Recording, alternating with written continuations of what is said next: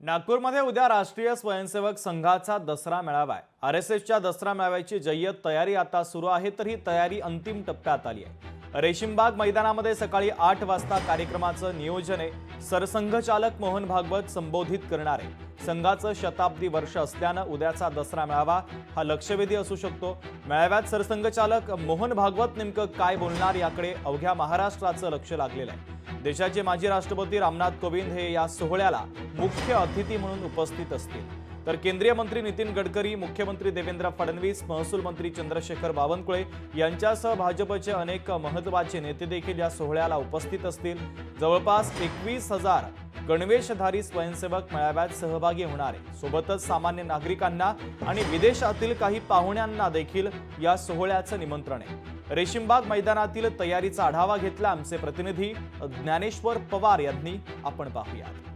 प्रतिवर्षीप्रमाणे यंदाही संघाचा दसरा मेळावा नागपूरच्या रेशीमबाग मैदानामध्ये पार पडणार आहे। मात्र यावर्षी होणाऱ्या दसरा मेळाव्याकडे विशेष लक्ष असणार आहे, कारण की संघाचं शताब्दी वर्ष आहे आणि त्यानिमित्त रेशीमबाग मैदानात जर पाहाल तर भव्य अशी तयारी उद्या होणाऱ्या दसरा मेळाव्याची या ठिकाणी करताना आपण पाहायला मिळतोय।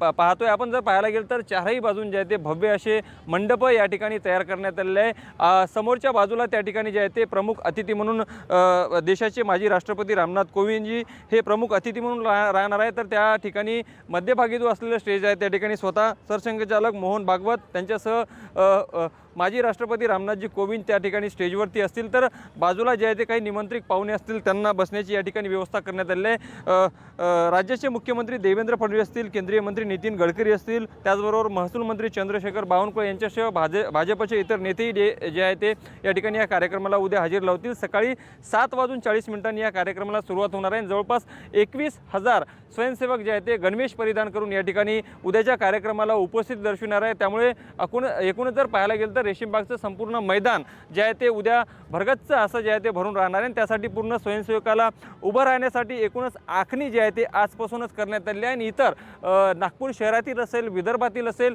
आणि त्याचबरोबर विदेशातील काही नागरिकांना देखील निमंत्रण देण्यात आलेलं आहे। त्यामुळे उद्याचा हा सोहळा पाहण्यासाठी आपण जर पाहाल तर संपूर्ण मैदान जो आहे तो या ठिकाणी भरगच्च असा भरून राहणार आहे। मात्र सर्वात महत्त्वाचं जर पाहायला गेलं तर संघाचं शताब्दी वर्ष आहे आणि त्यानिमित्ताने प्रतिवर्षीप्रमाणेच मोहन भागवत जे आहे ते या ठिकाणून संबोधन करतात। मात्र शताब्दी वर्षाच्या निमित्ताने संघाची वाटचाल आजवर कशी राहिली याबद्दल ते नक्कीच बोलतील। त्यामुळे नक्कीच ते काय उद्या संबोधित करतात याकडे विशेष लक्ष असणार आहे।